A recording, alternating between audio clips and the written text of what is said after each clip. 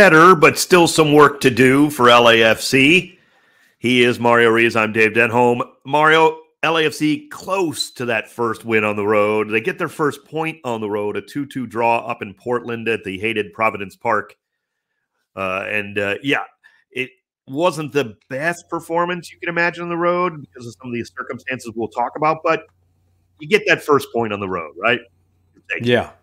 If before the match, Dave, you would have told me LAFC got a point on the road against a deep and talented roster like this Timbers team is, I would take that, no doubt, And I just feel like the full 3 points were there, though. They were there for the black and gold to take up a man for a good chunk of that game, but just couldn't come away with that game winner. So just had that little bit of feeling like, could have had that win. This is LAFC Plus, the podcast with Mario Ruiz and Dave Denholm. We are part of the broadcast crew on the English radio side. And this is episode 9 already, Mario. Can you believe that? Episode Jam-packed 9. season. Yes, we're Season loving it. We're having a blast. We do this once a week, and it's flying by. This is our 9th episode. So we did want to say for episode 10 coming up next week, we're going to begin a contest to just say thank you for the people who have started with us here. And it'll be over the course of a couple of shows, so you'll want to be involved with that. Just a reminder, keep listening. Find us here on YouTube if you're watching on YouTube. Find us on all your podcast places, wherever. It's going to be a contest that if you listen, you'll be involved. Let's put it that way over the next couple of weeks. But we'll start that in honor of episode 10 next week when we do episode 10. And the winner will get a pair of tickets to an LAFC game. My season tickets, in fact. Nice. So we're making it personal. That's cool. So that'll be all down the road. It starts next week, though, for episode 10. This is episode 9. Welcome to LAFC Plus. And we're going to review this match. Look, you already know probably what happened. If you don't, it's a 2-2 draw at Portland. But as Mario said, LAFC playing a man up after our old buddy Maxime Crépeau got red carded very early in the second half. By the time he was off the pitch, I think it was around minute 50. He got the red card very early in the second half. Then you go through all the VAR and all the arguing back and forth. So he goes off around minute 50. LAFC, people forget, we're trailing 2-1. Yeah. Mario. But then this occurred. I want to play this one second, just because you're down 2-1. Yes, Maxime Crépeau gets a red card. You have a free kick literally an inch outside of the box. Well, I still thought it might have been a penalty, but apparently they said no. But Mateusz Bogusz, who had already scored in the first half, steps up and does this. Bogusz is over it. I mean, good luck trying to get it up and over this 5-man Portland wall and then into the net with Pantemis there in the middle. But they're going to try it here. Bogusz, the goal scorer, 51st minute. LAFC up a man now, down a goal. Bogusz sends it in, and a goal! What a free kick, it's in! Golazo from Mateusz Bogusz, we're tied at 2! You will not see a better free kick all season! I am stunned! The crowd is stunned! We are tied!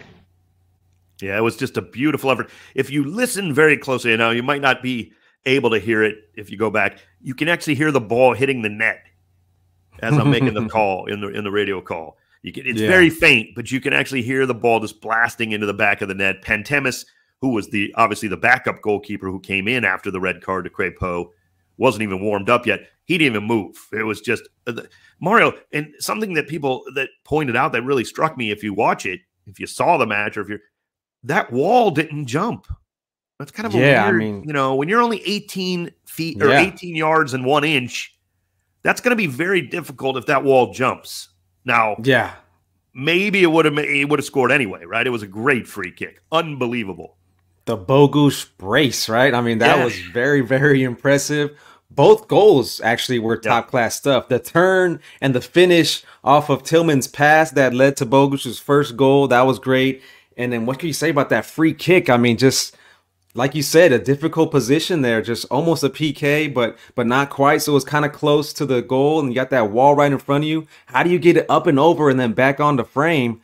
But he does it there. And let's not forget, Bogusz is not even a true 9, right? He's been put there in that position this season by Cherundolo, and he's handling his business like he's supposed to. Very happy for Bogusz there. He's a false nine playing a false nine because he really is a midfielder and he's attacking type of midfielder. So he's a false nine playing in the false nine, and yet is contributing. And look, he gets up to 3 goals now. He's up to 3.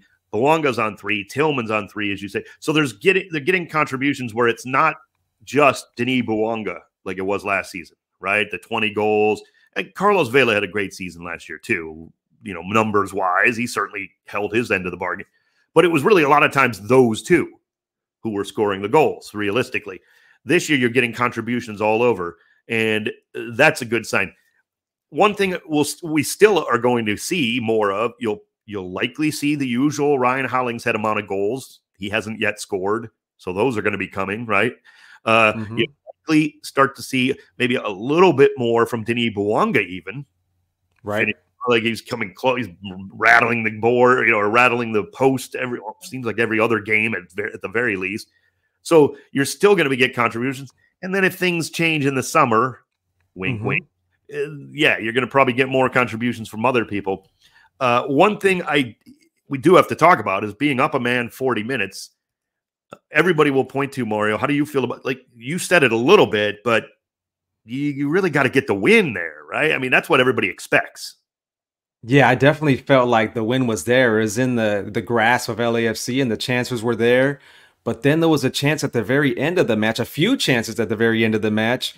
One for Kamara that almost went in, which would have been an awesome first goal in the black and gold for Kamara. Would also been hitting that milestone of tying Landon Donovan for second all time on the goal scoring sheet. Yeah. And then there was also a chance from Tillman that actually he did hit the back of the net for the game winner, but the ref called it just a split second before, a little bit early in my opinion on that. He got Nathan Ordaz with the foul there. I don't know, questionable call there for me. So definitely left a little bit of a sour taste in the mouth at the draw there. Now we have some reaction after the match, right? We've got some video here we want to play. Set these up. Yeah, we got some Cherundolo here after the match talking about, it's a positive step for LAFC being that they got the draw on the road. The away performance was improved, and I think that was our goal leading into this game was to improve our away performances. They've been pretty up and down so far, and to find some consistency there, I thought the performance was okay. Certainly a step in the right direction. Some silly defensive errors in the first half. Really coming from moments with the ball that we were, had some easy giveaways in the forward direction. So really being punished for every mistake, but sometimes that's a good thing. And I think we dug ourselves into a deeper hole than we needed to today at times. So a bit naive in the first half, but the team fought back well, played a lot of good football, created some good chances. So we're very happy with that. Yeah, and then we have Tillman here talking about the very, the dying seconds of the game where the foul came into play here, and here's his words on that. Nothing. I just saw the ball coming towards me, scored it, and the ref just whistles during the shot. In my opinion, he could have just waited and then checked it after. If there's a foul, it's a foul, okay, but he could just let it run and then check it after. There you go, Dave. Yeah, I respect what Timothy points out there. I hadn't thought of it that angle, that you do have the VAR, which, I hate. My initial thought was, and people are probably not going to like this, Mario, I thought referees often call that a foul. Now, you could argue if it is or not. I could see it both ways, to be perfectly honest. I could understand if someone says, I don't think that's a foul, but the referees, like his gut instinct was to quickly blow that foul. Now, is that just because they always do that in the box in that sense? Do they give, the defenses more leeway? They're going to call the foul on the offense more there? Is that just kind of or did he really just see it that way? And maybe, he blows the whistle too soon because, as Timothy Tillman pointed out, you can go to VAR later. Yeah. But I kind of think in his gut, he knew that was a foul. Like, he wasn't waiting till the play's over and go, oh, okay, I'm going to call it a foul since he scored the goal. Because he scored the goal, we see that sometimes. You wonder in other sports, like, did he call that because the basket didn't go in on the shot? Like, oh, now it's a foul. In the NBA, like a guy drives down the lane. If it scores, they don't call the foul, but somehow if he misses the layup, then they call, that kind of stuff.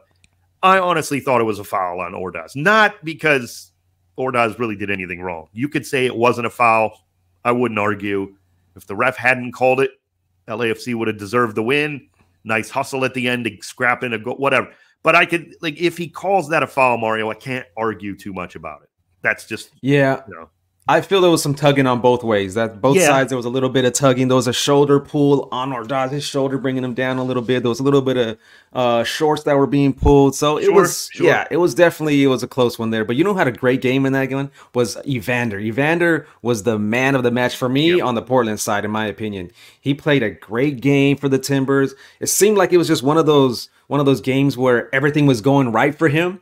Even that chip that he passed in for Mora, and then Mora missed it, but the ball went in anyway. I mean, Mora might have nicked it a little bit by like his thigh or his knee, which was enough to confuse Ruiz there in goal, and the goal went in. But then Evander gets that pass in the box where he takes it off of the chest with top class, just turns and roofs it right past Ruiz for his goal. So Evander, what a game from him. What a young talent he is. I couldn't agree more. I mean, they spent a lot of money on him. We're talking upwards of 10, they've now spent Portland Timbers on this roster. We talked about how deep the roster.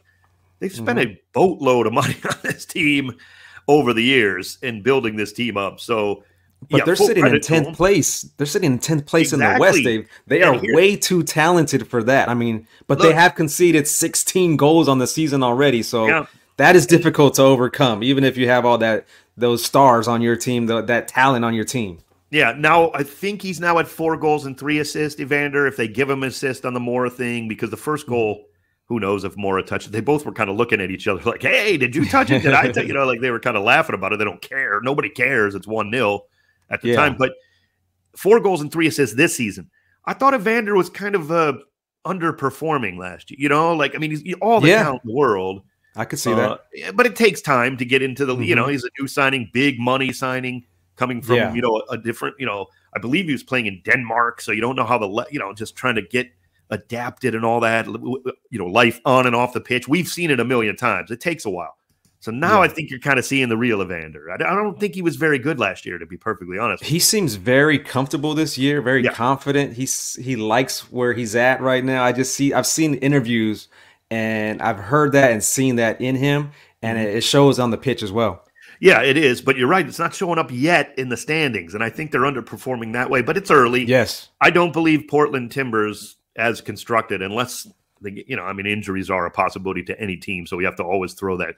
I don't think that's a team that misses the playoffs again. I just don't. Oh, and if they get in, that's a dangerous team if they get in. But Mario, as you say, they give up too many goals too. They do. Yeah, they got to fix that for sure. Regular season, you might be able to kind of skirt your way through that. But I also agree with Steve Cherundolo that it was kind of too many mistakes defensively for LAFC to really think you're going to get a win. Now you're up a man for 40 minutes, then you think you're going to get a win, right? When Bogusz hits that set piece to tie it, I thought, okay. Yeah. But Portland, to their credit, we'll end on this in terms of talking about this particular match. To Portland's credit, and I said it a little bit during the broadcast. Well, I don't know if you agree because we really didn't talk about it.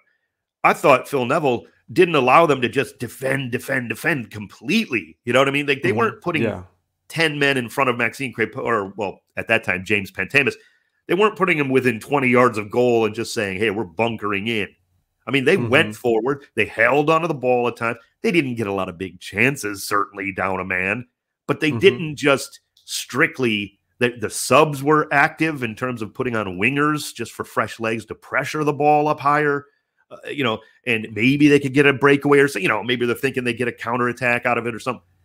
I got to give Phil Neville credit on that point that Portland did not just, okay, we're going to pray for 40 minutes. Because that never works, Mario, right? I mean, you always give up a goal, it seems, when you try to do that for that long a time. Portland capitalized on all the LAFC mistakes. There wasn't too many, but the ones that there were, Portland capitalized on those. And you're hoping when you do make a mistake defensively, hopefully you can get back and recover the ball. But that wasn't the case in this one against Portland.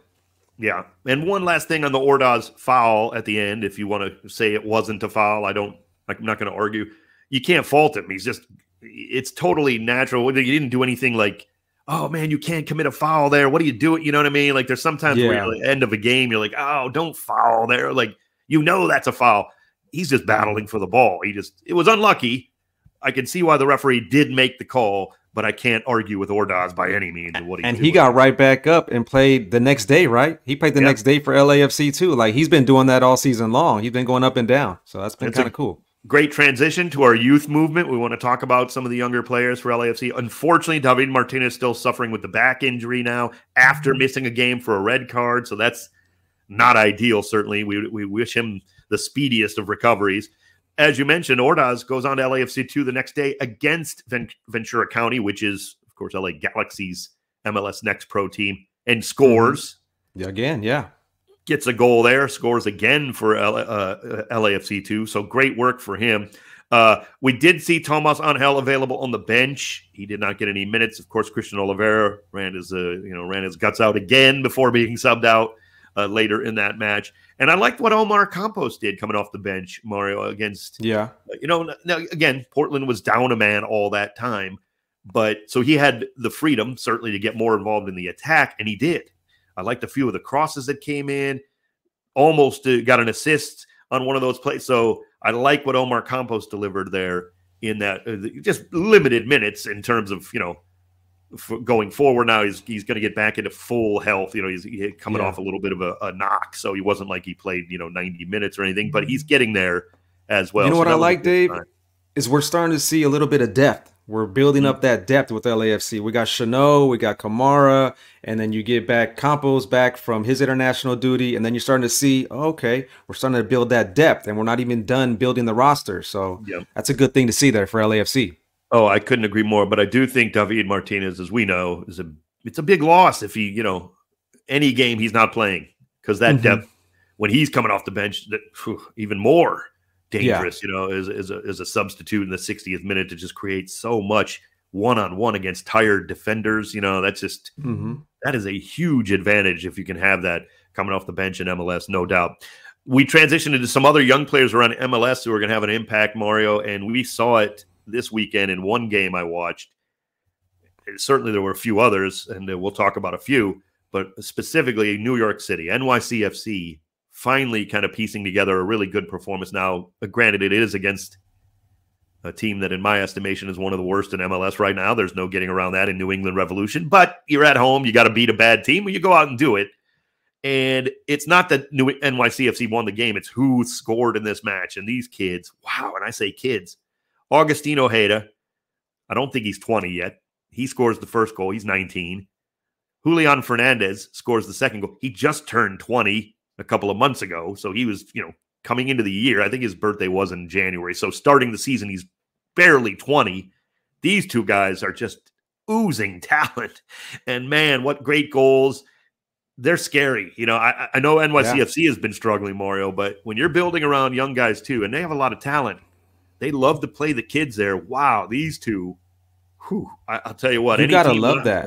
Any team that I'm on, they can play on my team anytime, man. These guys are low. And if you're an NYCFC fan, Dave, if you're a fan of NYCFC in New York City, and you got young talent like that, you're seeing the new stadium that's going to come about. That's now, right. what year is that stadium going to be built? Couple of seasons. I think it's a couple of seasons or something. It won't be done. I mean, I think they're starting it soon, but it won't be available, I believe, I could be wrong on that. If someone's an NYCFC fan or knows better, hit me up on Twitter at Talk Soccer. I believe it's 2028 is the plan. Yeah, I believe that sounds right. I just seen the renderings the other day, and it looks amazing. It looks awesome. Hotels and shopping and this and that. Brand new stadium. So for NYCFC fans, that's an exciting time. Yeah, absolutely. Now, these two particular players may already be off playing in the Premier League or wherever, but it's the kind of it's what your organization is about, right? NYCFC always gives minutes to young kids, it seems, and they perform. Bottom line, and Ojeda and Fernandez, they're going to have their ups and downs. They're 19 and 20 years old, but taking nothing away from Ojeda, very talented. Some people may prefer him. I think Julian Fernandez is just, he's so good. I mean, he's one of the best young players I've seen in MLS in a while, and he's just absolutely loaded with talent. I love watching him. And he's just barely coming off the bench. Like, these guys are not, I don't think either one of them has had more than one start. I could be wrong on that, but they're not like they're just now getting their feet under them. And the way NYCFC started, if you're Nick Cushing, you might as well be throwing minutes to the young kids because, frankly, you weren't getting it done anyway, realistically. Now, I think they're turning a corner a bit, but these guys are going to definitely help that. One other young player who's not so young anymore, but I wanted to mention him here, Mario, because it leads into also part of our history. And he's still kind of a younger guy. And the reason I mention him here and now is Bryce Duke, former LAFC midfielder. Oh, yeah. Had a great game for Montreal. Now, he's not showing up on the stat sheet. He's not necessarily pumping in goals, getting a lot of assists yet. Another big win for them in their first home game after 6 on the road. They even up the record, same record as LAFC, almost the same, I should say. 3 wins, 3 losses, and a draw. They played 1 less game than LAFC. But the 23-year-old, now get that, he's only still 23. I thought he was 16. I mean, yeah, well, he was when you met him, probably. Yeah. Yeah. We met Bryce Duke back in 2020 when he joined LAFC. Of course, part of our history. He played 26 regular season games. I believe he had some time in the Open Cup too. Don't quote me on that, but he had a few more appearances. 26 regular season appearances, 3 assists for LAFC back in 2020 and 2021 combined. And I got to tell you, that's a different era in the sense of obviously Steve Cherundolo wasn't the man, Bob Bradley was, but I always loved Bryce Duke's talent. Like the minute you saw him on the pitch, and he came through that Barcelona academy out in Arizona. Yes, he did. Yeah. You could see the brain of his at all times. Now, at the time we met him again, he was, 18, 19. So you could see that he was also trying to learn still from a guy like Bob Bradley but it was a good fit because Bryce Duke, Mario, one thing we all know about Bryce Duke as a player is if you need directions on how to get to the goal and score, you ask him because he's always going after goal. Like he's always looking to go score. So if you're like, hey, which goal are you trying to score? Oh, yeah, there he goes. He's trying to score at that goal, no doubt. He's never talented shy. Kid, great hair, great attitude. I mean, he had it all. He had it really going, and he spent some time in Miami as well, right? He did. He played well for Inter Miami. There was, of course, the whole they needed room on the, with what was going on with, we all knew where they were headed with Messi and all his friends. And so they made a huge trade to send him to Montreal to get Kamal Miller, to get a ton in general allocation money. They traded Ari Lassiter and Bryce Duke, did Inter Miami, back to Montreal for all that. Yeah. And it's worked out. I mean, for both teams in a way. Yeah. I mean, Ari Lassiter is really looking sharp. He had a goal this weekend. Yeah. Kamal Miller has since moved on, of course, as we know to Portland, but he had some good times at Inter. They got that general allocation money, and now Bryce Duke's also finding a nice home in Montreal, and they're starting to build something with Laurent Courtois as their manager. So it worked out for everybody. And I just like the way Bryce Duke plays. I always have. He's a soccer player. Who else went to Montreal from Miami was Joseph Martinez. And Joseph Martinez, he walked onto the game in the first half, and he put the team on his back, and he carried them to a victory at home. He got a goal, and he's looking good there. I think he might have an assist in that too. He may not get an assist for that, but yeah, he got the goal, and we could have did a little let him cook on that for Joseph Martinez because it was a nice one too. But yeah, you don't want to see him get heated up. No, you don't. If you're an opponent of Montreal, that's for sure. It's taken some time since his knee injury. With the injuries he had, he's not back to the old Joseph, but he's also older too. It's not. Yes, it was. He seems pretty healthy at the moment. He seems very healthy, very confident, and it seems like he's enjoying his time there in Montreal, and that's good for Joseph Martinez. Yeah, that's not good for the rest of MLS. What is good for MLS is guys who look good. You mentioned Bryce Duke's hair. That pushes into Futbol Fit Check on some level. And you spotted this one out, though, right there. You spotted this one. Wrapped around Portland, if you can believe it. I hate to say it, but of course, LAFC went up to Portland. But it was the Timbers' Eric Williamson with some style here, Mario. This is the pregame outfit coming into the match there at Providence Park. They do run across some fans there. They get a chance to interact a little bit before they enter the stadium. And you see the little fit here, Mario. You're the man here when it comes to the LAFC Plus podcast. I don't know, I guess fashion coordinator, if you will. What say you about this outfit as you see it first? There's a lot of things going on with this outfit right here. But first off, the Louis V merch that he has going across the jacket there, the varsity jacket. Now, remember last week, we also saw Jesus Murillo rocking his green and white varsity jacket. So maybe that's becoming a a fashion trend here in Major League Soccer players, the varsity jackets. But then he has the off-white kicks to match with the colorways on the jacket. Yeah, that's working right there. And you just see the confidence in his face as he's walking up to the stadium. So that's always a good sign of a good outfit. When you feel good and you know you look good, you're going to play good. So that's a big thing about an outfit. Make sure that it makes you feel good, because then you're going to walk good, you're going to feel good, you're going to play good. So I love that. It's got some Miami vibes with the colors, you know. Yeah. Kind of a nice. I do like the black pants with the Merce color. Like they match a little bit.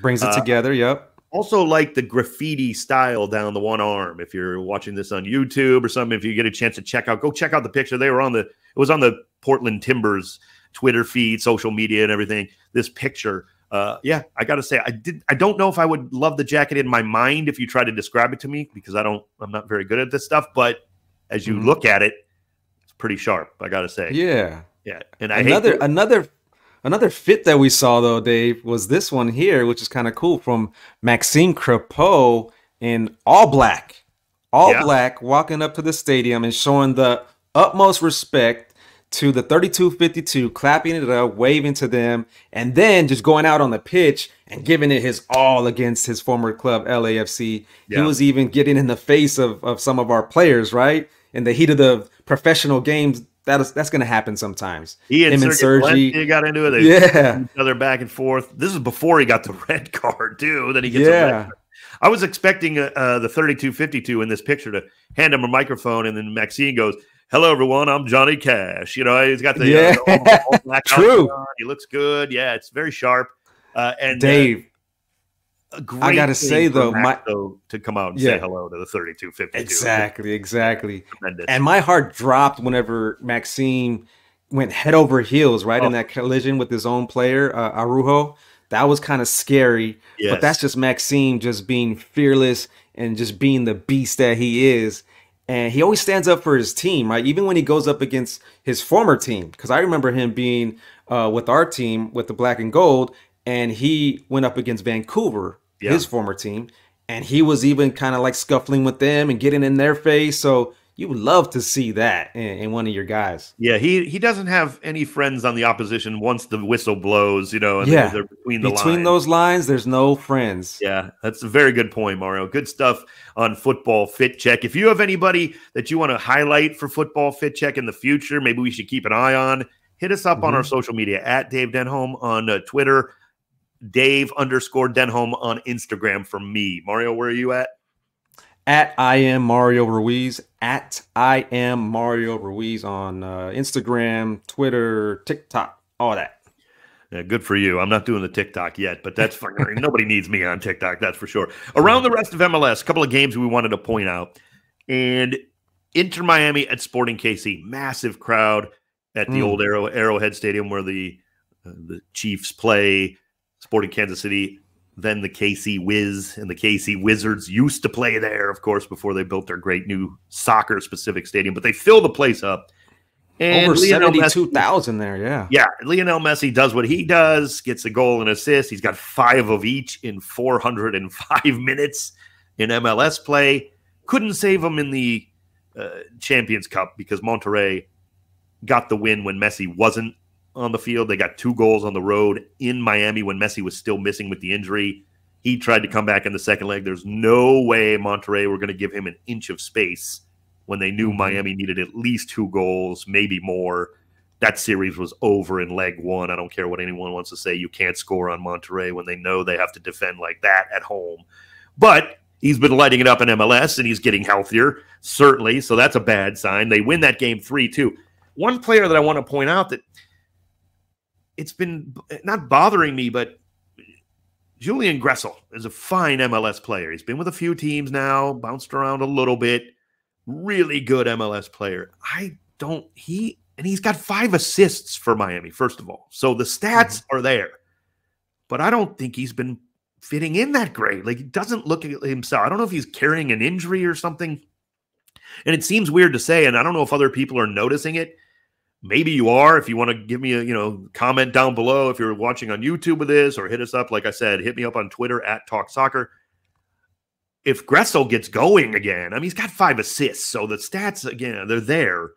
But I just don't think he's like 100% right, or maybe he's not fitting in his position. He just doesn't look like the same player he was a couple years ago to me. So if he starts clicking, it's just something that stuck out to me. Like if he gets going, yeah. I was gonna say, Dave, is he in his proper position? Because I know Tata Martino has been kind of fumbling around with positions on some of these players, and that hasn't really worked out when they've been in rotation for Tata Martino. Because I know a lot of people are questioning the job that he is doing with that team, which is a very difficult job to do. Because, you know, Messi's there and then he's not there, and then Busquets is there and then he's not there because of the busy schedule. So maybe is Gressel playing out of position? Or it is a great question to ask, because I do notice that, yes, he doesn't look comfortable. That's what I'm saying. Like he's not, it's not like he forgot how to play football. He's a good player. He's got 5 assists, but he doesn't really look comfortable at times. And I think he's missing, because of that, he's almost thinking too much.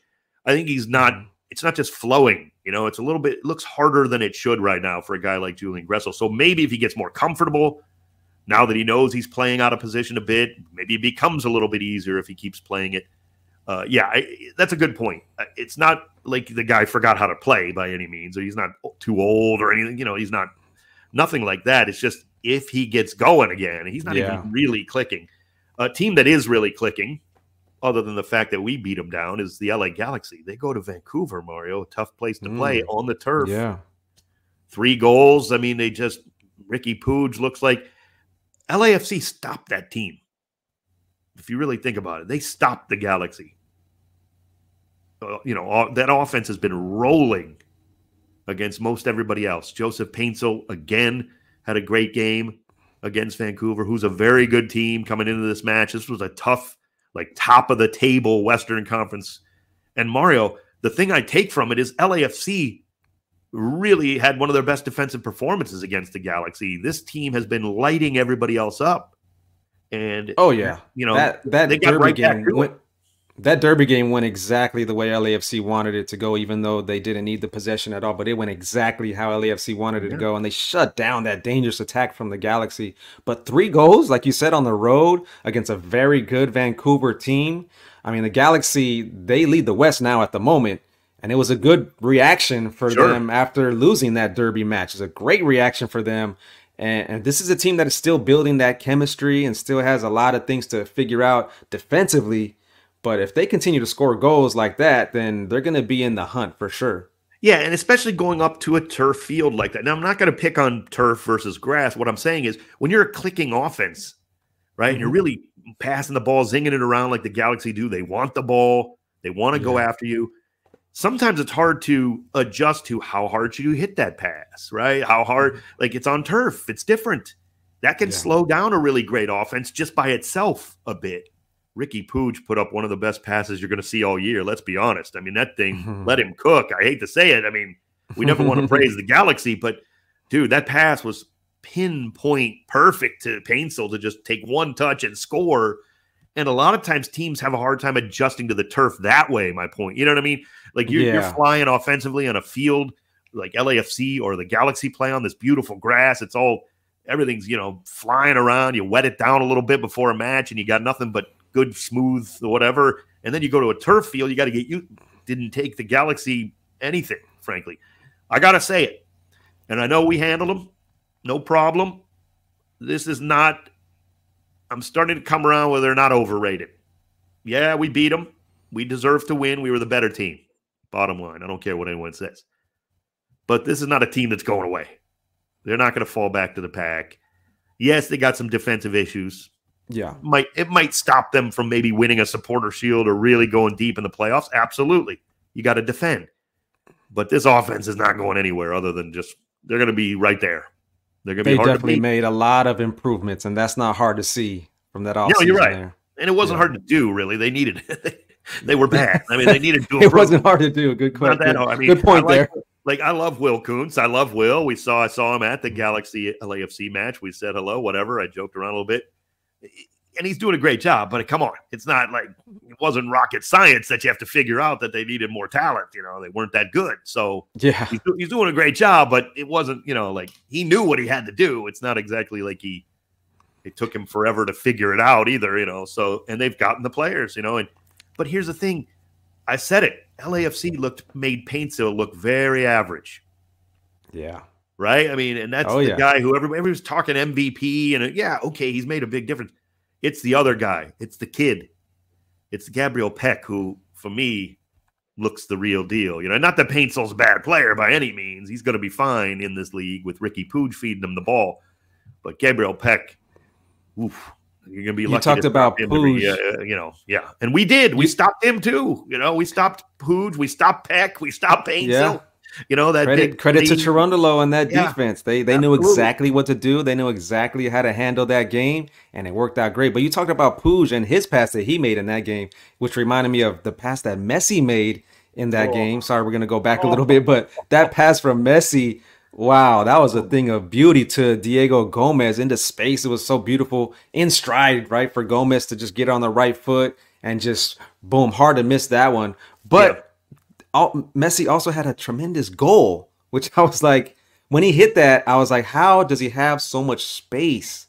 So much space when he receives that ball. Nobody was around him, but that's the genius of Messi, right? It was where he knows how to create that space when he doesn't have the ball. He didn't have the ball, but he knew if I stand right here and I get this pass, I'm going to have a lot of space to hit this shot. And that's exactly what happened. I just seen him receive that ball just like, how is he so open, Dave? I know.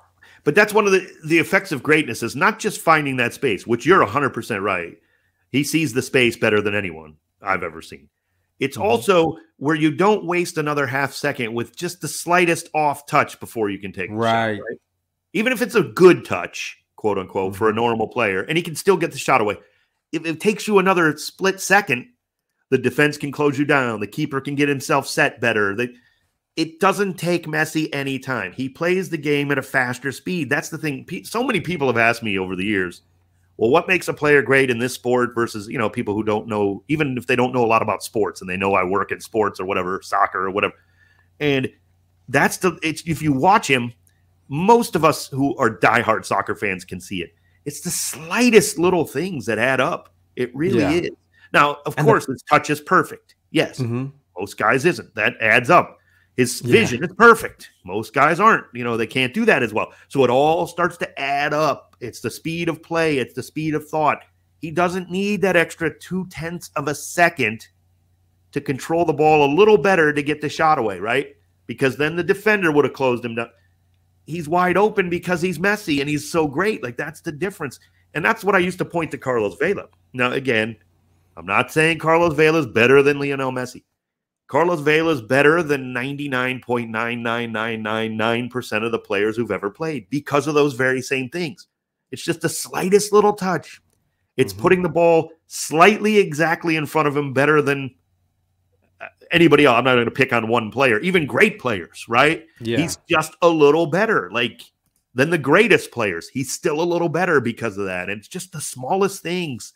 And you watch it, that pass, not even on the goal. There was a pass earlier in the game where a defender was running between he and his teammate.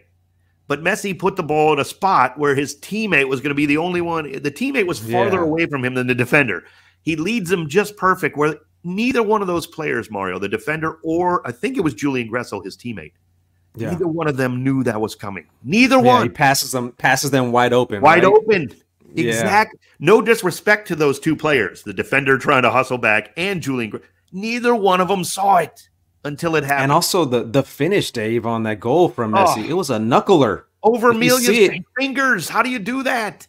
He didn't pick a corner out. He blasted it over, and the keeper jumped, and there was about an inch worth of space that ball could fit in where it would be not knocked over the bar, and he found it. Like, how does... Amelia was shaking his head like, okay, well, what are you going to do? Like, that crowd got exactly what they paid for, right? They got to be happy. Even though they lost, they got to be so happy with what they just saw. I mean, kudos to a lot of those fans who probably weren't happy because they were a lot of Sporting Kansas City fans. There are a ton. So, but they, wink, wink. In 10 years, they'll say, well, I saw a great, they won't, Exactly. You're 100% right. But Colorado, San Jose, I hate to end on a game like what would think like, what are you talking about these guys after you're talking about Messi? Nobody like Messi plays for either one of these two teams. Don't get me wrong. But Colorado, they're above LAFC in the standings, right? I mean, this team this game, they went out to San Jose and beat them 3-0. Mm-hmm. Anytime you do that on the road, that's a big win, especially if you're leaving Colorado, which is a very decided home field advantage with the altitude and everything. You're going back down to sea level, essentially. You're going to San Jose, who's desperate, and yet you still take advantage of a bad team. And I asked, does this game say more about Colorado or San Jose? And I got to say, I think it says more, believe it or not, about Colorado. Because, because that's normally a time when a bad team or a team that might not be as good as their record, they go stumble on the road, right? They just can't figure it out. And I know San Jose's really struggling. We all know that. They're the worst team. 1-7 now after this, and they're just getting blown out. They've been outscored 20-10 in those 8 games. I mean, it's a mess. Yeah. But you're catching them at the right time if you're Colorado. And yet we see it time and time again, Mario, where a team who's maybe we don't know how good they are, they're kind of overperforming, they beat LAFC, they're starting to get on a roll, but are they really – they'll go stumble, right, against a bad team you should probably go beat if you're going to be a good team. Well, they went and pounded them. I mean, at San Jose, and it wasn't even really close. I think it for me, Dave. Yeah, I think it says a lot about San Jose, Davey. Actually, well, it does, yes, but Colorado earned that early. They earned that early PK, right, which was very questionable, and it was tough to accept if you are San Jose. And then Navarro, he goes and buries the PK. But it's early enough in the match where San Jose has time to get back, especially if you're at home. If you're at your home, you're like, okay, we have time. It was early. But San Jose just never rebounded at all from that. And they got shut out at home, conceding 3 goals as well. So you're shut out and you concede 3 goals. Not a good look for San Jose. They're at the very, very bottom of the entire MLS table. Okay. And with 7 losses, the most losses in Major League Soccer. Wow, I mean, it says a lot for San Jose for me. It does, but my point being on this question is we knew San Jose was dreadful. Okay. All right?